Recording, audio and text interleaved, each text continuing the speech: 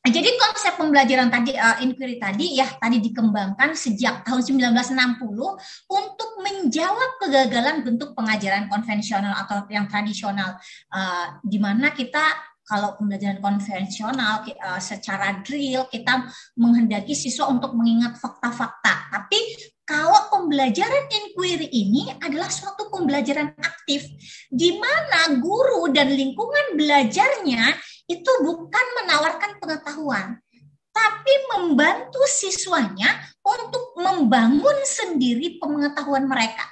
Jadi memang ya, seperti yang sudah saya sampaikan tadi, ini pembelajaran inquiry ini adalah menganut teori belajar konstruktivisme. Jadi pemahaman itu, pengetahuan itu memang dibangun oleh si pembelajar tadi. Jadi dari pengalaman-pengalaman proses belajarnya lah nanti pemahaman atau pengetahuan itu akan terbentuk. Jadi seperti itu. Oke, ada 3 strategi pembelajaran inquiry. Yang pertama itu adalah pembelajaran inquiry menekankan kepada aktivitas siswa secara maksimal untuk mencari dan menemukan.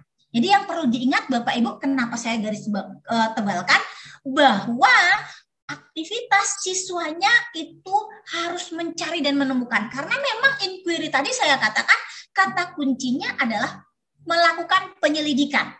Nah, jadi menyelidiki, menemukan apa yang akan pemahaman yang akan mereka bentuk. Tadi seperti itu. Kemudian seluruh aktivitas yang dilakukan siswa itu diarahkan dan untuk mencari dan menemukan sendiri dari sesuatu yang dipertanyakan. Jadi tadi kan aktivitasnya dari bertanya, kemudian mereka akan melakukan penyelidikan. Disinilah dari aktivitas-aktivitas inilah tadi diharapkan nanti akan menumbuhkan suatu sikap percaya diri. Kemudian dia bisa memahami, kalau seperti ini, kenapa air tadi gak ya, air selalu mengalir dari tempat yang tinggi ke tempat yang rendah. Siswa tadi akan berusaha dengan pendekatan inquiry tadi, mereka akan melakukan penyelidikan. Apa benar sih? Nah, makanya mereka akan melakukan penyelidikan melalui pertanyaan-pertanyaan. Mereka akan praktek atau melakukan aktivitas sehingga pertanyaan-pertanyaan itu akan bisa mereka buktikan. Jadi dari pembuktian yang mereka lakukan, mereka akan bisa membangun sendiri pemahaman mereka. Kemudian tujuan dari penggunaan strategi pendekatan pembelajaran inquiry ini adalah mengembangkan kemampuan intelektual. Artinya di dalam pembelajaran inquiry tadi memang yang kita ingin mengembangkan kemampuan intelektual siswanya tadi. Jadi sebagai bagian dari proses mental. Jadi pembelajaran inquiry ini akan membuat siswa tidak hanya dituntut menguasai pelajaran, tapi mereka bisa menggunakan potensi yang mereka miliki untuk menyelesaikan permasalahan. Jadi tidak hanya sekedar tahu, ini air sifatnya seperti ini, tapi mereka bisa tahu kenapa sifat-sifat air tadi menempati wadahnya, menyerupai wadahnya, kemudian mengalir dari seperti mereka bisa memanfaatkan sifat air yang bisa menempati wadahnya. Apa yang bisa dilakukannya untuk penggunaannya ini tadi?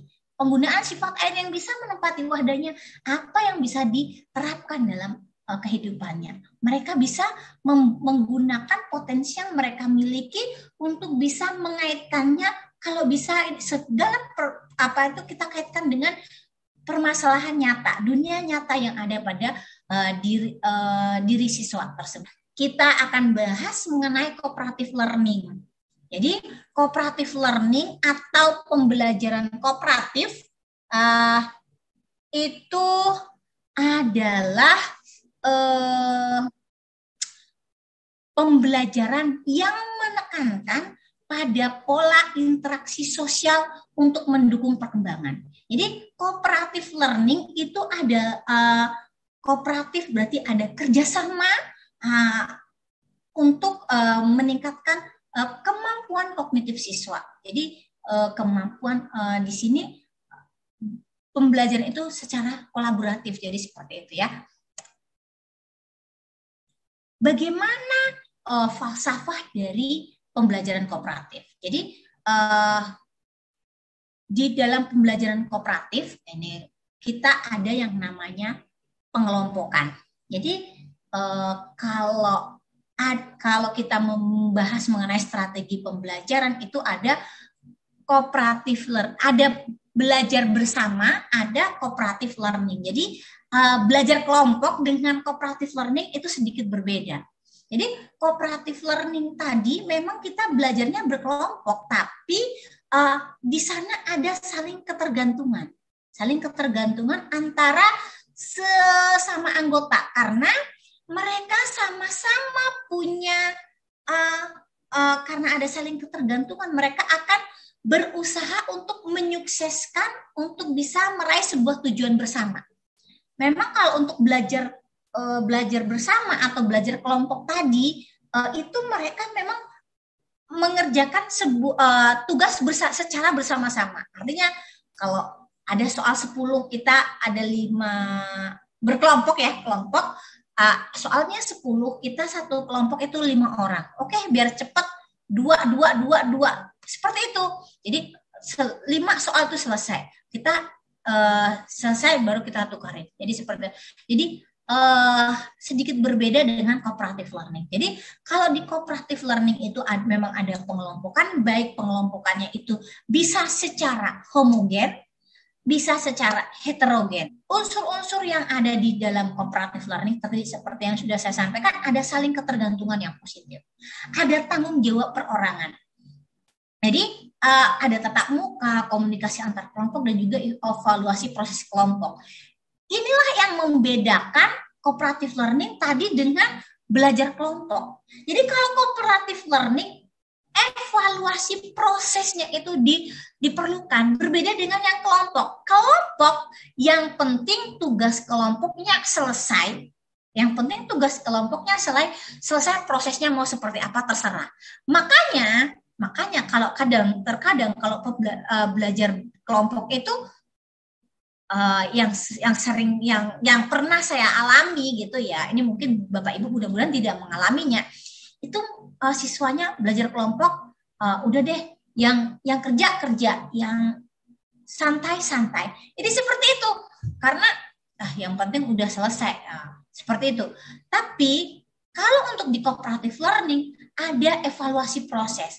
Supaya prosesnya bisa berjalan, maka kita harus ada trik dari kitanya Bapak Ibu ya. Misalnya nih, kita berikan kepada mereka, saya akan memberi kelompok terbaik, bukan kelompok yang paling banyak jawaban benarnya, tapi kelompok yang